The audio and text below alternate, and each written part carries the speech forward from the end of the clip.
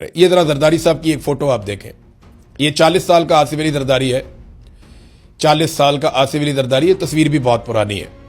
ये 40 साल का आसिफ अली जरदारी है। इसके हाथ में छड़ी है, कमर झुकी हुई है, गर्दन के ऊपर एक पट्टा पहना हुआ है और गर्दन को भी सहारा दिया हुआ है कि वो खड़ी नहीं हो सकती, सीधी नहीं हो सकती। तो ये हालत आसिफ अली जरदारी की हो गई थी जब उसे जेल में डाला गया था। और फिर उसके बाद आसिफ अली जरदारी को जो शाहाना जेल में रखा गया है और जो मौज जेल में लगवाई गई है। अभी थोड़ा अर्सा पहले आसिफ अली जरदारी जब बीमार हुआ तो इनकी साहबजादी ने आकर 8 किस्म की बीमारियां गिनवा दी टीवी के ऊपर कि ये भी बीमारी है, ये भी बीमारी है, ये भी बीमारी है, ये भी बीमारी है। नवाज शरीफ साहब जब बीमार हुए तो उनकी बेटी ने और डॉक्टर ने वो बीमारियां गिनवा दी जो किसी एक इंसान में इकट्ठी हो ही नहीं सकती। मुझे तो ऐसा लगता है।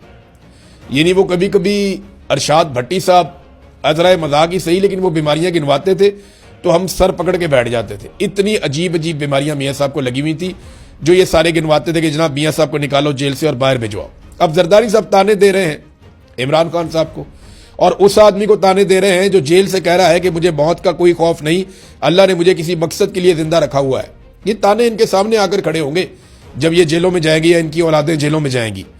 अब जरदारी साहब जब जेल जाने लगे थे और उनके लिए मुश्किलात थी तो उनकी बेटी ने वावेला कर दिया था, उनके बच्चों ने रोला डाल दिया था कि ये भी बीमारी है, ये भी प्रॉब्लम है। तो उनको जनाब जमानत दी जाए मेडिकल बुनियादों पे और ये बाहर आते रहे इसी बुनियाद पे।